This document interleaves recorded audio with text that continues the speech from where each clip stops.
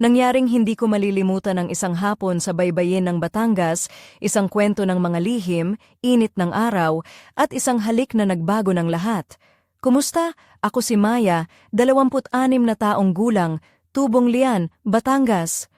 Lumaki ako sa isang simpleng pamilya na mahilig magbakasyon sa baybayin tuwing tag-init, sa bahay ng mga tiyuhin namin na nasa tabi ng dagat.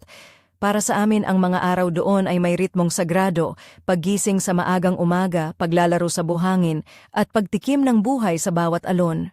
Ngunit isang hapon, nang ang init ng araw ay sumapit sa pinakamataas nito, nagbago ang lahat sa isang sandaling hindi ko inaasahan. Ang aming pamilya ay laging masaya tuwing bakasyon. Minsan ay napupuno ang lumang bahay ni Tio Andoy at Tia Luningning ng mga pinsan, tiyuhin, at mga kaanak.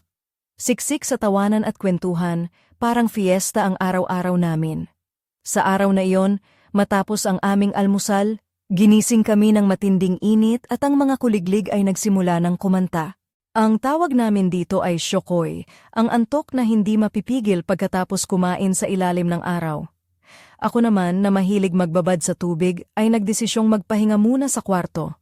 Pagkatapos ng mabilis na paliligo para tanggalin ang alat ng dagat at buhangin, sinuot ko ang aking paboritong puting tank top na medyo kupas na, at ang mahahabang palda na may mga bulaklak, ang aking uniform kapag walang gagawin kundi magpahinga. Bumagsak ako sa kama, parang isang debotong nagdarasal, at dali-daling nilamon ng antok ang aking katawan. Hindi ko alam kung gaano katagal ako nakatulog nang biglang pumasok ang malakas na halakhak mula sa labas ng bintana. Nagising ako nang malabo ang paningin at parang hindi ko alam kung anong araw o oras na. Nilakad ko ng paunti-unti papunta sa kusina, naghahanap ng malamig na tubig para magising. Nang dumaan ako sa salamin ng pasilyo, nakita ko ang sarili kong gulo. Buhok na nakapusod ng walang ayos, mga kulubot sa mukha mula sa unan at namamagang mga mata. Pero hindi ko ito ininda, linggo naman, araw ng pahinga. Biglang dumaan si Mariana, ang pinsan kong mahilig sa gulo at lagi kong iniwasan, nakasama ang nobyo niyang si Diego. Pareho silang parang puno ng enerhiya, halos mapaso ang paligid sa kanilang kasiglahan. "Maya, gising ka na, tara kasama ka namin," sigaw ni Mariana nang yakapin ako ng mahigpit. "Saan?" Tanong ko na may alinlangan, hawak ang baso ng malamig na tubig. May nadiskubre si Diego na tago na baybayin dito lang malapit. Ang tubig ay kulay turkesa, walang tao, parang paraiso. Sabi ni Mariana na kitang-kita ang kilig sa mga mata. Sandali lang to, punta at balik lang agad. Tumingin ako sa sarili ko sa salamin ng oven. "Mariana, tingnan mo ako. Kakagising ko pa lang, mukha akong zombie. Plano ko sanang matulog hanggang hapunan. Hindi pwede." "Ang ganda mo naman, perfect yan para sa boho chic look ng bahay lang. Tara, lakad lang naman sa buhangin, magpicture lang, tapos balik na." Panghihikayat niya habang hinihila ang braso ko. Hindi ko talaga mapigilan si Mariana. May tinatagong kapangyarihan siya na kahit ayaw mo, masusunod ka. Nilakad ko na ang mga sandalyas ko na medyo luma na at sumama sa kanila ng medyo pilit ang loob. Ang araw sa hapon ay nagsimulang mag-golden hour, nagkulay amber ang langit habang binubuksan namin ang pinto ng lumang jeep ni Diego. Nang buksan ko ang pinto sa tabi ng pasahero, na-stuck ako sa lugar. May isang lalaki na nakaupo roon, hindi ko siya kilala. Nang makita niya akong papasok, ngumiti siya ng isang ngiting kayang huminto ng trapiko sa EDSA. May maitim siyang buhok na medyo magulo at mga mata na kulay pulot na kumikislap sa ilalim ng araw. "Ito si Maya," ani Mariana habang sumasakay na siya sa driver's seat. Mas gusto niyang matulog kesa lumabas, pero pinilit namin siya sumama. Napangiti ang lalaki at nagsabi, "Hindi ko siya masisisi, mukhang masarap ang tulog niya sa araw na to kaysa ano pa man. Ako si Alejandro, by the way." Nararamdaman ko ang init sa pisngi ko, hindi dahil sa araw, kundi sa pagkakaharap ko sa kanya. Wala akong makeup, gulo ang buhok, at nakasuot lang ng pambahay na damit. "Oo, ganyan talaga ako," sabi ko, pilit na nagkukumport sa sarili, "pero mukhang mas maganda ang plano nyo kaysa sa plano ko magpuyat sa kama." "Aba, magandang kasama sa road trip," sagot niya na may banayad na kilig sa boses. Habang bumabiyahe, si Mariana at Diego ay nagkukwentuhan ng walang tigil, pero si Alejandro ay palaging tumitingin sa akin mula sa salamin ng likuran. Pinapasok ako sa usapan. Maya, laging taka sa adventure o may exception? Tanong niya na may halong biro. Kadalasan sumasama ako sa lahat, pero ngayon gusto ko lang ng katahimikan. Sagot ko habang hinahayaang palipasin ng hangin ang gulo ng buhok ko. Pero ngayon, dahil sa amin, may paraiso kang matutuklasan, tugon niya na may ngiting kayang magpainit ng dagat. Pagdating namin sa lugar, aminado kaming hindi nagsinungaling si Mariana. Isang lihim na baybayin ang nakita namin, puting buhangin na hugis kalahating buwan, napapalibutan ng matatayog na bato at tubig na parang kristal na parang walang katapusan. Habang naglalakad kami sa buhangin, ang init ng araw ay unti-unting humupa, ngunit nagsisisi ako na hindi ako nagdala ng sunblock. Ang aking maputing balat ay unti-unting nalalantad sa mga unang hapdi. Tahimik kami ni Alejandro habang sumusunod sa mga nagmamadaling si Mariana at Diego. Palitan ng mga tingin, at nakakaramdam ako ng kakaibang kuryente sa pagitan namin, isang tanong na walang sagot. Sino siya? At bakit siya mahalaga sa akin? Tapos napansin kong nagbago ang tanawin. Ang malambot na buhangin ay napapalitan ng matitigas, matutulis na bato at isang daan na paakyat sa isang matarik na bangin na puno ng makakapal na halaman. Umakyat tayo! Sigaw ni Mariana na parang bata sa saya. Sabi ng mga lokal, ang tanawin roon ay nakakabighani. Makikita mo ang buong baybayin at ang perpektong paglubog ng araw. Nagtaka ako. Ang suot kong sandalyas ay manipis at walang grip, at ang mahaba kong palda ay parang bitag sa pag-akyat. Kaya mo ba to, Maya? Tanong ni Alejandro na napansin ang aking alinlangan. Bahala na, subukan natin, sagot ko na pilit nagpapakatapang. Habang umaakyat kami, unti-unting naging mahirap ang daan. Nagdulas ako at napasakit ang paa, ngunit si Alejandro ay palaging nandyan, nag-aalok ng kamay. Malaki at matatag ang pagkakahawak. Ikaw ang tagapangalaga ko dito, biro niya habang tinutulungan akong makaahon sa isang matarik na bahagi. Pagdating namin sa isang lugar na parang natural na balkonahe, sinabi niyang hintayin na lang namin si Mariana at Diego doon. Doon, nakaupo kami sa isang patag na bato, napapalibutan ng mga halamang ligaw at ang tunog ng mga alon na sumasalpok sa bato ang tanging musika. Akala ko iba ka, Maya, sabi ni Alejandro habang nakatitig sa akin na tila may lihim na gustong sabihin. Hindi ako naghula na mahilig kang magpahinga. Tumawa ako, siguro karapat-dapat kang pasalamatan, si Mariana ang nagpilit. Dumating ang sandali na dahan-dahan siyang lumapit. Ang tingin ay naging seryoso at mainit. Maya, mahina niyang bulong, tila binaba ang mundo sa paligid namin. At nang ang mga labi niya ay dumampi sa akin, parang tumigil ang oras. Isang halik na puno ng pangako, sa gitna ng ligaw na kalikasan, kung saan ang dagat at hangin ay saksi ng aming lihim. Lumayo kami sa daan, nagtaguan sa likod ng mga malalaking bato, naghahanap ng pribadong sandali. Doon, walang ibang tunog kundi ang tibok ng puso namin at ang simoy ng dagat na bumabalot sa aming pagkakaibigan na biglang naging higit pa. Hindi namin kailangang magsalita, ang pagkakahawak ng mga kamay, ang lambing ng mga yakap ay sapat na upang sabihin ang lahat. Ngunit bigla, ang mga tinig ni na Mariana at Diego na pababa na sa bangin ay sumira sa aming mundo, tulad ng isang bato na bumagsak sa kristal na salamin. Maya, Alejandro, buhay pa rin kayo! Sigaw ni Mariana mula sa malayo. Nagpalitan kami ng ngiti, mga lihim na ngiting puno ng pangakong hindi pa tapos ang kwento. Ginising ko ang aking buhok, pinunasan ng hangin ang mga labi ni Alejandro at sabay kaming bumangon. Balik na sa realidad. Bulong niya habang inaalok ang kamay para tulungan akong tumayo.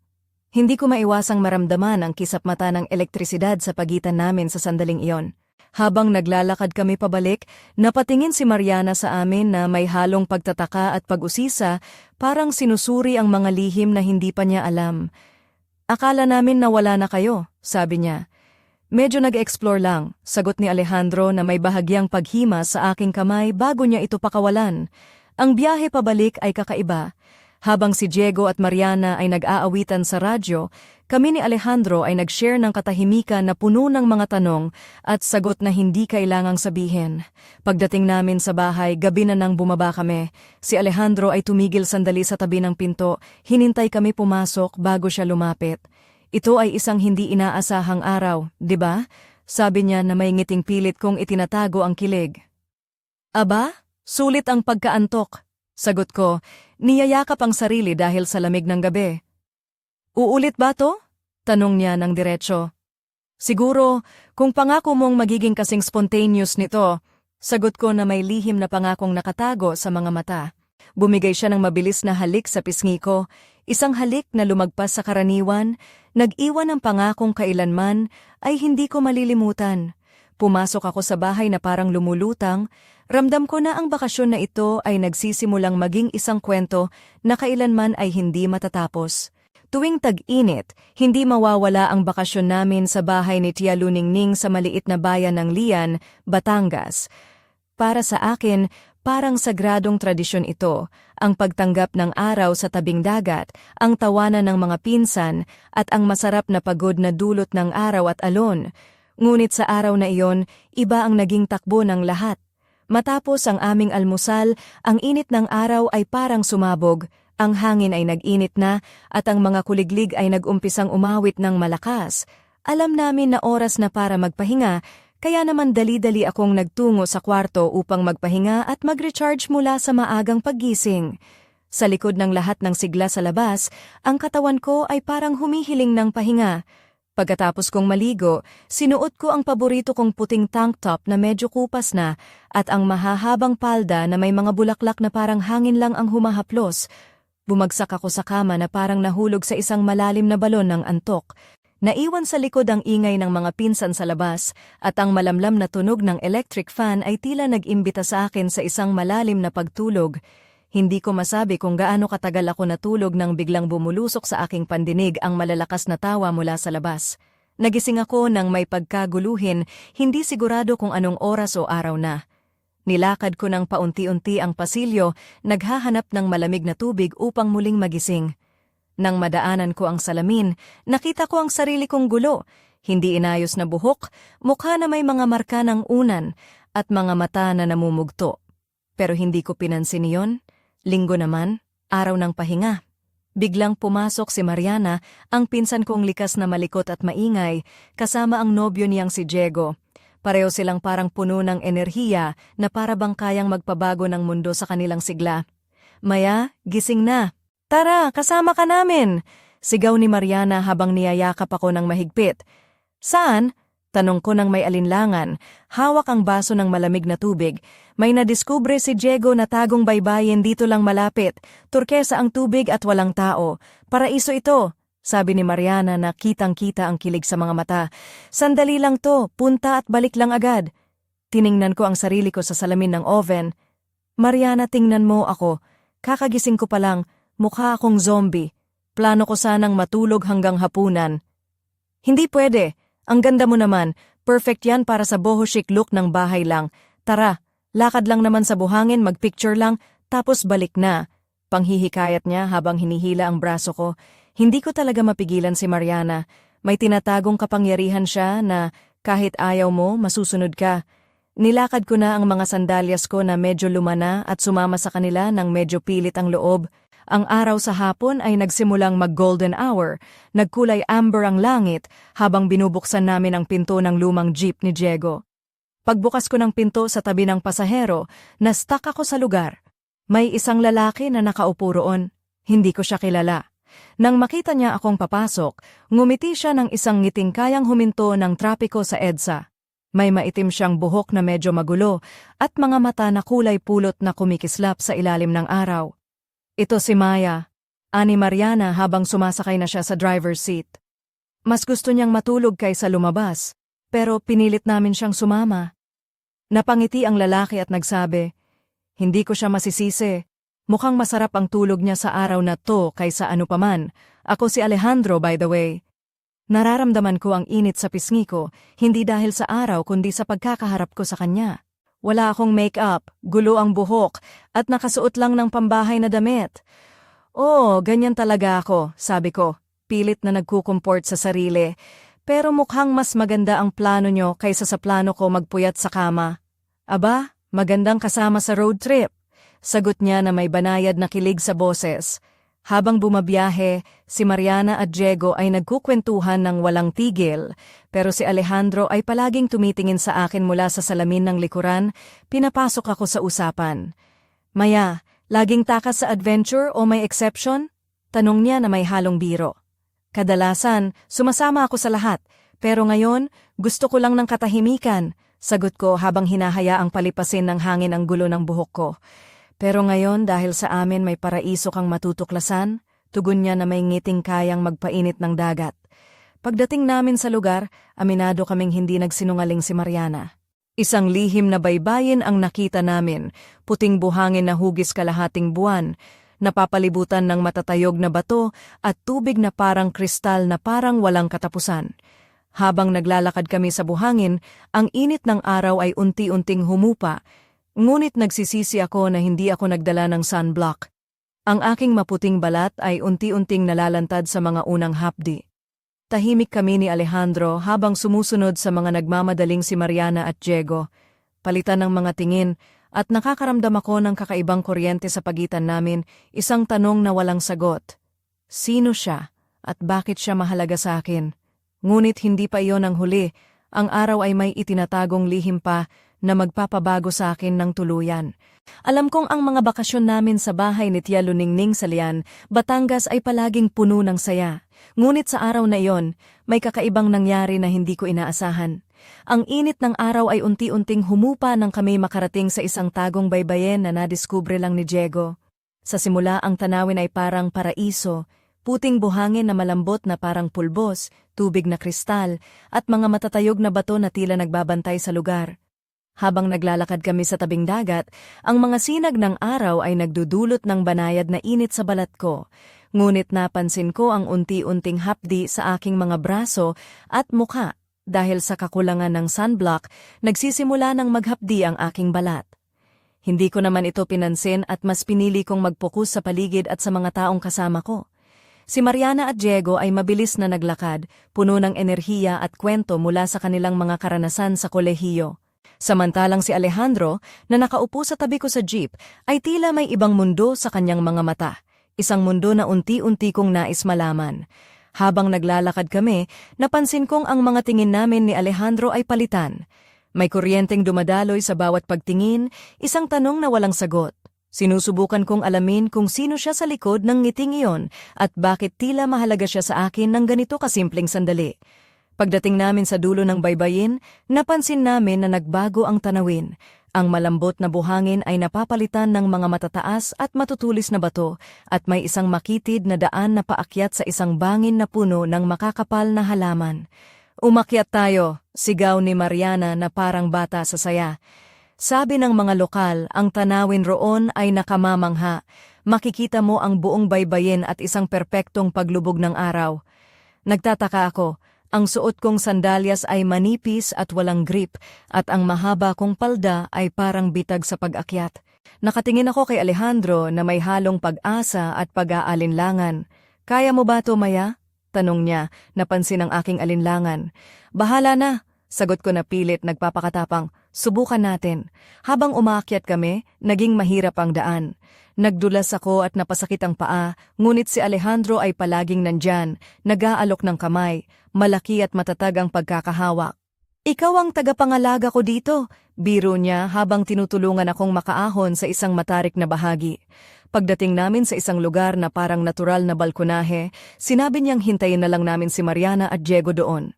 Doon, nakaupo kami sa isang patag na bato, napapalibutan ng mga halamang ligaw, at ang tunog ng mga alon na sumasalpok sa bato ang tanging musika. Akala ko iba ka, Maya, sabi ni Alejandro habang nakatitig sa akin na tila may lihim na gustong sabihin. Hindi ako naghula na mahilig kang magpahinga. Tumawa ako. Siguro karapat-dapat kang pasalamatan, si Mariana ang nagpilit. Dumating ang sandali na dahan-dahan siyang lumapit, ang tingin ay naging seryoso at mainit. Maya, mahina niyang bulong, tila binaba ang mundo sa paligid namin.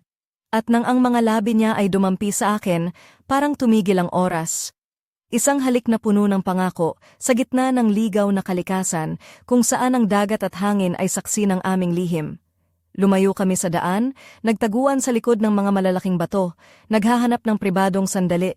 Doon, walang ibang tunog kundi ang tibok ng puso namin at ang simoy ng dagat na bumabalot sa aming pagkakaibigan na biglang naging higit pa. Hindi namin kailangang magsalita. ang pagkakahawak ng mga kamay, ang lambing ng mga yakap, ay sapat na upang sabihin ang lahat. Ngunit bigla, ang mga tinig ni Mariana at Diego na pababa na sa bangin ay sumira sa aming mundo, tulad ng isang bato na bumagsak sa kristal na salamin. "Maya, Alejandro, buhay pa rin kayo," sigaw ni Mariana mula sa malayo. Nagpalitan kami ng ngiti, mga lihim ng ngiting puno ng pangakong hindi pa tapos ang kwento. Ginising ko ang aking buhok, pinunasan ng hangin ang mga labi ni Alejandro at sabay kaming bumangon. Balik na sa realidad, bulong niya habang inaalok ang kamay para tulungan akong tumayo. Hindi ko maiwasang maramdaman ang kisap mata ng elektrisidad sa pagitan namin sa sandaling iyon. Habang naglalakad kami pabalik, napatingin si Mariana sa amin na may halong pagtataka at pag-usisa, parang sinusuri ang mga lihim na hindi pa niya alam. "Akala namin na wala na kayo," sabi niya. "Medyo nag-explore lang," sagot ni Alejandro na may bahagyang paghimas sa aking kamay bago niya ito pakawalan. Ang biyahe pabalik ay kakaiba. Habang si Diego at Mariana ay nag-aawitan sa radyo, kami ni Alejandro ay nag-share ng katahimikan na puno ng mga tanong at sagot na hindi kailangang sabihin. Pagdating namin sa bahay, gabi na nang bumaba kami. Si Alejandro ay tumigil sandali sa tabi ng pinto, hinintay kami pumasok bago siya lumapit. "Ito ay isang hindi inaasahang araw, di ba?" Sabi niya na may ngiting pilit kong itinatago ang kilig. "Aba, sulit ang pagkaantok," sagot ko, niyayakap ang sarili dahil sa lamig ng gabi. "Uulit ba to?" tanong niya ng diretsyo. "Siguro, kung pangako mong magiging kasing spontaneous nito?" Sagot ko na may lihim na pangakong nakatago sa mga mata. Bumigay siya ng mabilis na halik sa pisngi ko. Isang halik na lumagpas sa karaniwan, nag-iwan ng pangakong kailanman ay hindi ko malilimutan. Pumasok ako sa bahay na parang lumulutang, ramdam ko na ang bakasyon na ito ay nagsisimulang maging isang kwento na kailanman ay hindi matatapos. Ngunit sa likod ng lahat ng iyon, may isang lihim na unti-unting bumabalot sa akin, isang lihim na magpapabago sa lahat ng inaakala kong alam ko tungkol sa araw na iyon. Hindi ko inakala na ang isang simpleng bakasyon sa bahay ng mga tiyuhin ko sa baybayin ng Lian, Batangas ay magiging ganito kagulo at puno ng damdamin. Sa mga araw na iyon, ang araw ay parang naglalakad sa hangin, ang mga alon ay musika sa aking pandinig, at ang bawat sandali ay may halong saya at hiwaga. Ngunit lahat ng iyon ay nag-iba nang sumapit ang hapon na iyon nang ako ay mapilit na sumama sa lakad nina Mariana, Diego, at Alejandro.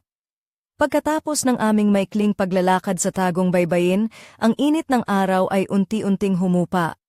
Ang mga kulay ng langit ay naghalo sa mga kulay ng dagat, at ang hangin ay nagdala ng amoy ng alat ng dagat at mga bulaklak na nakapaligid sa lugar. Habang kami ay naglalakad sa buhangin, ang bawat hakbang ay tila may kasamang kwento, at ang bawat tawa ay may halong pangakong hindi ko lubos maintindihan. Si Mariana at Diego ay palaging puno ng enerhiya, sila ang mga buhay ng grupo, puno ng mga kwento mula sa kolehiyo, mga plano sa hinaharap, at mga pangarap na parang bituin sa gabi. Ngunit si Alejandro, ang bagong kasama namin, ay may kakaibang aura, isang katahimikan na puno ng lalim, isang misteryosong ngiti, at mga mata na tila nagkukwento ng mga lihim na hindi pa niya sinasabi. Habang naglalakad kami, napansin kong unti-unting lumalalim ang aming pag-uusap. Si Alejandro ay nagtanong sa akin tungkol sa aking mga hilig, mga pangarap, at mga takot. Sa bawat sagot ko, tila mas lumalapit siya, nagiging mas malapit ang aming mga puso kahit sa kabila ng pagiging bago ng aming pagkakakilala. Nang makarating kami sa paanan ng matarik na bangin, si Mariana ay nag-udyok na umakyat kami upang makita ang tanawin mula sa itaas. Bagamat nag-aalinlangan ako dahil sa aking kasuotan at sandalyas, tinanggap ko ang hamon. Sa bawat hakbang pataas, ramdam ko ang pagod at sakit sa aking mga paa, ngunit ang presensya ni Alejandro ay nagbibigay sa akin ng lakas. Palagi siyang nandyan upang hawakan ang aking kamay, gabayan ako, at siguraduhing ligtas ako. Pagdating namin sa isang patag na bato na parang natural na balkonahe, inudyukan niya ako na magpahinga doon habang si Mariana at Diego ay magpapatuloy. Sa katahimikan ng lugar, ang tanging tunog ay ang mga alon na dumadampi sa mga bato sa ibaba. Ang tanawin ay nakakamangha.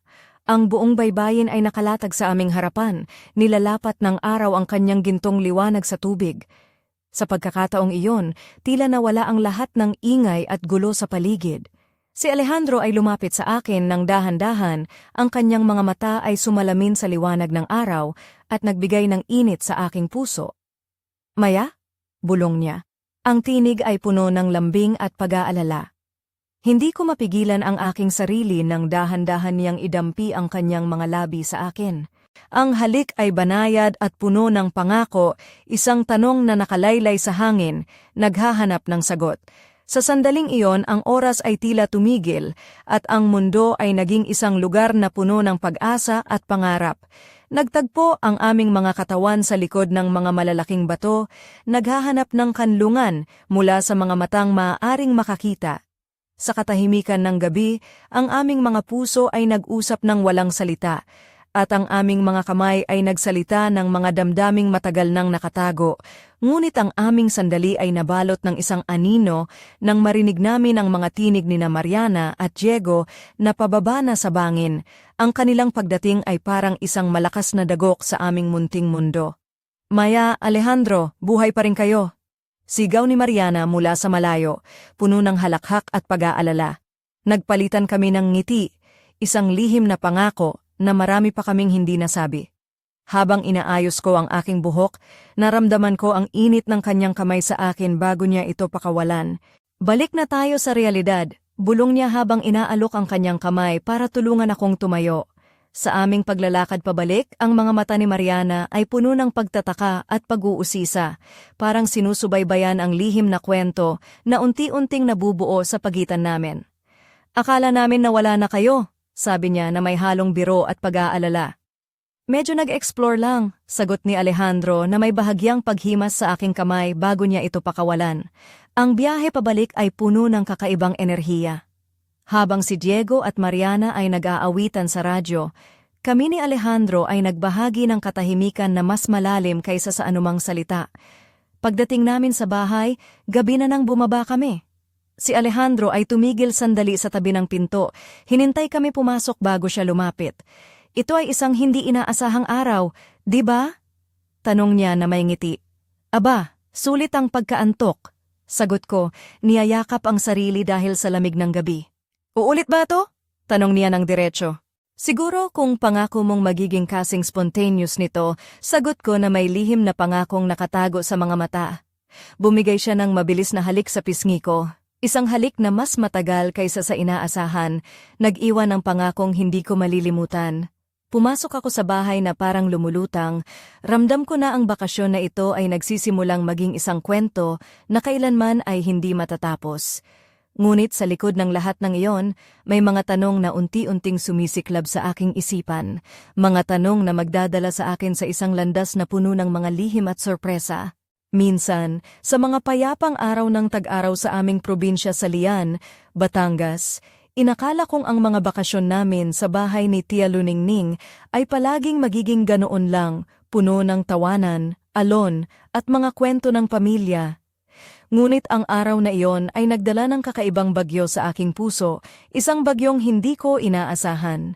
Pagkatapos ng aming pag-akyat sa matarik na bangin at matapos ang halik na nagpatigil ng oras sa pagitan namin ni Alejandro, bumalik kami sa grupo na puno ng saya at enerhiya ni Mariana at Diego. Ngunit sa loob ng aking dibdib, may kakaibang init na hindi ko maintindihan, isang damdamin na mas malakas kaysa sa init ng araw sa hapon.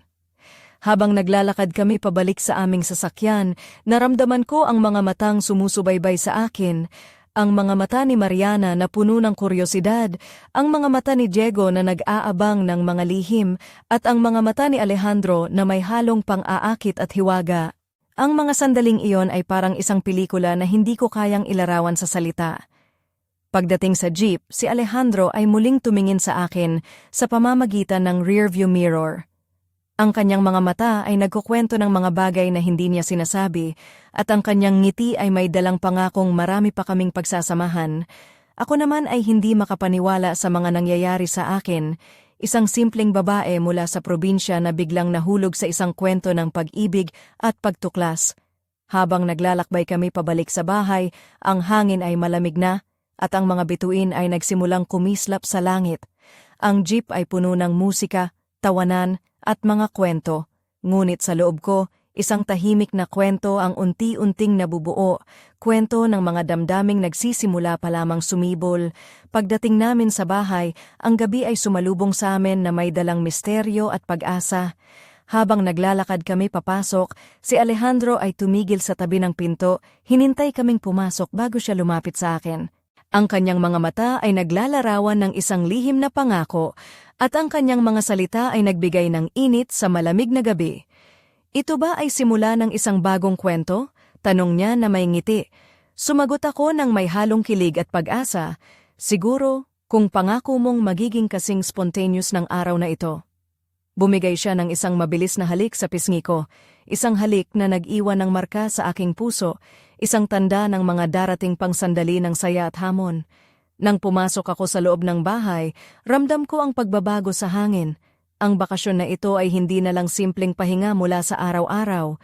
Ito ay naging simula ng isang kwento na puno ng mga lihim, mga katanungan, at isang pag-ibig na tila nagmumula sa mga alon ng dagat at hangin ng Batangas. Hindi ko alam kung paano magtatapos ang kwento na ito, ngunit sa mga sandaling iyon, handa akong harapin ang bawat hamon, bawat sorpresa, at bawat damdaming darating. Sapagkat sa puso ko, alam kong may isang bagay na espesyal na nagsisimula, isang bagay na magbabago sa akin magpakailanman. Ngunit, habang ang gabi ay lumalalim, may mga aninong dahan-dahang lumalapit sa aming bakasyon, mga lihim na hindi pa nabubunyag, mga tanong na naghihintay ng sagot, at mga pangyayaring magpapabago sa lahat ng aking inakala. Sa bawat hininga, naramdaman ko na ang aking kwento ay hindi lamang isang simpleng bakasyon, kundi isang paglalakbay na puno ng mga sorpresa at misteryo. At sa gitna ng lahat ng ito, isang tanong ang paulit-ulit na bumabalik sa aking isip. Handa na ba akong harapin ang lahat ng ito? Handang sumugal sa mga damdaming hindi ko pa lubos na nauunawaan?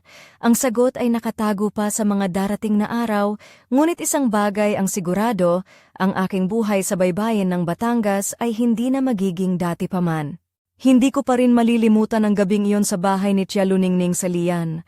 Ang pakiramdam ay halos parang panaginip, isang halo ng saya, kilig, at takot na hindi ko lubos maintindihan. Nangyari ang lahat ng parang walang babala at ngayon habang iniisip ko ito, nagtataka ko kung paano ko hinarap ang mga pangyayari at kung paano ito sana naiiba kung nagkaroon lang ako ng lakas ng loob na kumilos ng mas maaga. Pagkatapos ng aming pag-akyat sa bangin at ang hindi inaasahang halik ni Alejandro, nagkaroon kami ng sandaling tila walang hanggan. Ngunit hindi ko maiwasang matakot.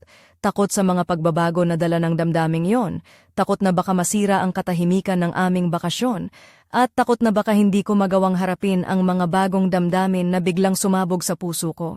Nang bumalik kami sa grupo, naramdaman ko ang bigat ng mga tingin ni Mariana at Diego. Tila ba alam nila ang nangyari, kahit hindi pa nila ito sinasabi. Ang mga ngiti nila ay may bahid ng kuryosidad at nagtataka ako kung hanggang saan nga ba ang mga lihim na ito ay mananatiling sikreto. Sa jeep pa uwi, si Alejandro ay palaging nakatingin sa akin mula sa rearview mirror. Ang kanyang mga mata ay naglalaman ng mga tanong at sagot na hindi niya sinasabi. Sa bawat titig niya, nararamdaman ko ang init ng kanyang damdamin, ngunit kasabay nito ay ang kaba na bumabalot sa akin. Paano kung ito ay isang laro lang para sa kanya? Paano kung matapos ang bakasyon ay mawawala na lahat ng ito? Pagdating namin sa bahay, ang gabi ay nagdala ng katahimikan na puno ng mga saloobin. Si Alejandro ay tumigil sandali sa tabi ng pinto, hinintay kaming pumasok bago siya lumapit sa akin. Ang kanyang mga salita ay puno ng pangako, ngunit sa puso ko may tanong na bumabalot, ano ang susunod na hakbang? Uulit ba to? Tanong niya ng diretso, ang mga mata niya ay naghahanap ng sagot. Siguro, sagot ko, ngunit sa likod ng aking mga salita ay may takot na hindi ko maalis. Takot na baka ang spontaneity na ito ay magdala ng sakit, hindi saya. Habang pumapasok ako sa bahay, naramdaman ko ang bigat ng mga pangyayari at ang mga tanong na hindi ko pa masagot. Paano kung ang lahat ng ito ay isang panandaliang kasiyahan lamang? Paano kung hindi ito magtatagal? Ngunit sa kabila ng mga takot, may isang bagay ang malinaw. Ang bakasyon na ito ay nagbukas ng isang bagong yugto sa aking buhay. Isang yugto na puno ng mga damdamin, mga pangarap at mga pagsubok na kailangang harapin. Habang ako ay nagpapahinga sa aking kwarto, naisip ko kung paano ko haharapin ang mga susunod na araw. Magiging matapang ba ako? Magsasabi ba ako ng totoo sa aking nararamdaman? O magtatago ako sa likod ng mga ngiti at pagpapanggap? Ang mga tanong na ito ay bumalot sa akin at alam kong ang mga sagot ay nasa hinaharap. Ngunit isang bagay ang sigurado, ang gabing iyon ay nag-iwan ng marka sa akin, isang marka na hindi madaling mabura. At habang ang gabi ay lumalalim, naramdaman ko na may mga lihim pa na naghihintay na mabunyag, mga pangyayari na magpapabago sa lahat ng aking inaakala. Ang kwento ng aking bakasyon sa baybayin ng Batangas ay nagsisimula pa lamang at hindi ko alam kung saan ako dadalhin nito. Ngunit handa akong harapin ang lahat, handang sumuong sa mga hamon, handang magmahal, at handang tuklasin ang mga lihim ng puso ko. Sapagkat sa huli, ang buhay ay isang paglalakbay na puno ng mga sorpresa, at ako ay handa nang harapin ang aking kwento, anuman ang mangyari. Akala ko'y natapos na ang araw na iyon sa isang simpleng halik at isang gabi ng mga pangarap, ngunit ang kwento ay nagkaroon ng isang matinding liko na hindi ko inaasahan, isang pangyayaring nagdulot ng gulat, takot, at isang bagong dimensyon ng misteryo sa aming bakasyon sa Lian, Batangas. Kinabukasan, habang nagmamadali akong maghanda para sa isang maikling lakad kasama ang mga pinsan, napansin kong may kakaibang usapan sa paligid. Ang mga matatanda ay nagmuramurang nag-uusap sa parang may mga tingin na tila may itinatagong lihim. Ang mga bata naman, tulad ng dati, ay naglalaro at nagtatawanan, ngunit sa akin ay parang may bigat ang hangin. Habang naglalakad kami patungo sa isang maliit na kainan sa bayan, narinig ko ang ilang bulong tungkol sa isang matagal ng kwento na bumabalot sa aming lugar. Isang kwento tungkol sa isang lihim na pamilya, isang nawawalang kayamanan, at isang taong hindi inaasahan na muling babalik. Hindi ko maintindihan kung paano ito nauugnay sa araw na iyon, ngunit ang mga mata ni Mariana ay tila may kakaibang ningning nang sabihin niya, "Maya, may mga bagay dito na hindi mo pa alam." Hindi ko na napigilan ang kuryosidad at tanong, "Anong ibig mong sabihin?"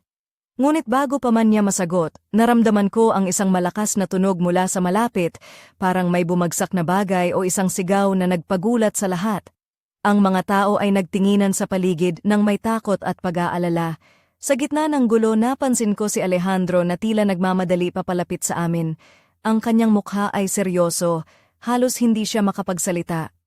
"Kailangan nating umalis dito, Maya," sabi niya ng mahina, ngunit may dalang kagyat na pangangailangan. Hindi ko maintindihan ang biglaang pagbabago sa kanyang ugali, ngunit ramdam ko ang tensyon na bumabalot sa aming paligid. Ang mga mata niya ay puno ng pangamba, ngunit may kasabay ding determinasyon na protektahan ako. Habang siya ay humawak sa aking kamay, naramdaman kong may isang puwersa na pilit kaming hinihila palabas ng lugar. Isang puwersa na hindi namin nakikita, ngunit ramdam namin. Sa pagbabalik namin sa lumang bahay ni Tia Luningning, ang atmosfera ay nagbago. Ang dating bukas na espasyo ay tila naging masikip, puno ng mga tanong at walang kasiguraduhan. Ang mga kwento mula sa bayan ay unti-unting bumabalot sa aming isipan, at ang mga lihim ay nagsisimulang lumabas sa dilim. Hindi ko alam kung ano ang naghihintay sa amin sa mga susunod na araw, ngunit isang bagay ang tiyak. Ang araw na ito ay nagdala ng isang bagong kabanata sa aking buhay. Isang kabanata na puno ng misteryo, panganib, at mga pagsubok na hindi ko inaasahan. At sa gitna ng lahat ng ito, si Alejandro ay nanatiling aking sandigan, isang ilaw sa dilim, isang protektor na handang harapin ang anumang panganib para sa akin.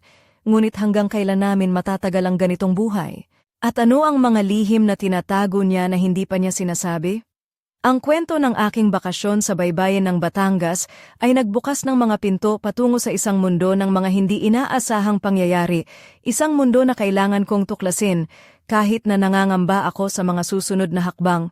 Hindi ko akalain na sa gitna ng payapang bakasyon namin sa bayan ng Lian, Batangas, may mga lihim na unti-unting sisilip mula sa dilim, handang guluhin ang katahimikan na matagal naming pinangangalagaan. Ang araw na iyon ay nagdala ng mga bagong katanungan, mga pangyayaring hindi ko pa lubos maunawaan, at isang takot na nagmumula sa hindi inaasahang sulok ng aming mundo. Pagbalik namin sa bahay ni Tia Luningning, ramdam ko ang bigat ng mga pangyayari sa paligid. Ang mga kwento mula sa bayan, tungkol sa nawawalang kayamanan, mga lihim ng pamilya, at mga taong nagtatago sa likod ng mga ngiti, ay tila nagbukas ng pinto patungo sa isang mundo na hindi ko pa nakikita. Si Alejandro, na dati ay tila isang simpleng kasama sa bakasyon, ay ngayon ay may kakaibang aura. Ang kanyang mga mata ay puno ng mga lihim at ang kanyang mga kilos ay puno ng pag-iingat. Hindi ko matiyak kung ano ang itinatago niya, ngunit ramdam ko na may mga bagay siyang hindi sinasabi, mga bagay na maaaring magbago ng lahat. Isang gabi, habang tahimik ang paligid at ang mga bituin ay kumikislap sa langit, napansin kong si Alejandro ay hindi mapakali. Palagi siyang tumitingin sa paligid at tila may mga tinig na tanging siya lang ang nakakarinig. Lumapit siya sa akin at mahina ang boses, "Maya, may mga bagay dito na kailangan mong malaman, pero hindi pa ngayon." Hindi ko maintindihan ang ibig niyang sabihin, ngunit naramdaman ko ang bigat ng kanyang mga salita. Ang gabi ay puno ng mga tanong na hindi ko maalis sa isip, mga tanong tungkol sa kung sino talaga siya, sa kanyang mga layunin, at sa mga panganib na maaaring dumating. Sa mga sumunod na araw, unti-unti kong napansin ang mga pagbabago sa paligid. Ang mga simpleng kwentuhan ay napalitan ng mga palihim na pag-uusap, ang mga ngiti ay may halong pag-aalala, at ang mga mata ng mga tao ay puno ng mga lihim. Ang aming bakasyon ay nagiging isang laro ng pagtatago at paghahanap, isang laro na hindi ko alam kung paano lalaruin. Habang lumalalim ang gabi, nagdadalawang isip ako kung dapat ba akong sumama sa mga lihim na ito o manatiling tahimik at ligtas. Ngunit alam kong hindi na ito simpleng bakasyon lamang. Ito ay isang pagsubok ng puso, tapang, at katotohanan. Ang mga araw ay puno ng mga pangyayari na naglalapit sa akin kay Alejandro, ngunit kasabay nito ay naglalayo rin sa akin sa mga taong kilala ko. Ang aming kwento ay nagiging isang lihim na kailangang itago, isang apoy na unti-unting lumalakas, ngunit kailangan naming kontrolin. At sa kabila ng lahat, isang tanong ang bumabalot sa aking isipan, ano nga ba ang tunay na dahilan ng pagdating ni Alejandro sa aming buhay, at hanggang kailan namin mapapanatili ang mga lihim na ito nang hindi nasasaktan? Ang aking bakasyon sa baybayin ng Batangas ay nagiging isang kwento ng pag-ibig, misteryo, at mga lihim na kailangang tuklasin. At sa bawat araw na lumilipas, mas lalo kong nararamdaman na ang kwento ay hindi pa tapos, bagkus ito ay nagsisimula pa lamang. Hindi ko malilimutan ang mga araw na iyon sa baybayin ng Lian, Batangas, ang mga pangyayaring tila isang malaking bagyo na unti-unting sumalubong sa aking buhay. Ang mga lihim na dati nakatago lamang sa dilim ay nagsimulang sumiklab, at ang bawat sandali ay puno ng tensyon, pag-aalinlangan, at isang kilabot na hindi ko maipaliwanag.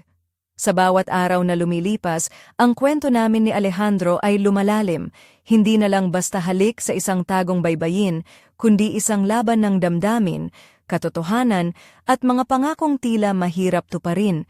Ang bawat titig niya ay puno ng pangako at lihim. Ang bawat haplos ay may dalang init pero may kasabay ding pag-iingat. Ang mga lihim ng bayan ay naglalaro sa aming isipan, mga kwento ng nawawalang kayamanan, mga pamilyang nagtatago ng mga sikreto, at mga tao na handang gawin ang lahat para itago ang katotohanan. Ang mga pangyayaring iyon ay hindi na lamang simpleng alamat, kundi mga banta na unti-unting lumalapit sa amin. Si Mariana at Diego ay tila napapasabak sa gitna ng aming mundo, ngunit hindi nila lubos maintindihan ang bigat ng aming pinagdadaanan. Ako at si Alejandro ay nasa gitna ng isang laro na puno ng panganib, isang laro na hindi namin alam kung paano matatapos. Sa gitna ng lahat ng ito, nararamdaman ko ang bigat ng mga desisyon na kailangang gawin. Ang puso ko ay nahahati sa pagitan ng pag-ibig at takot, katiyakan at pag-aalinlangan. Ang bawat sandali ay puno ng tensyon na halos sumabog sa aking dibdib.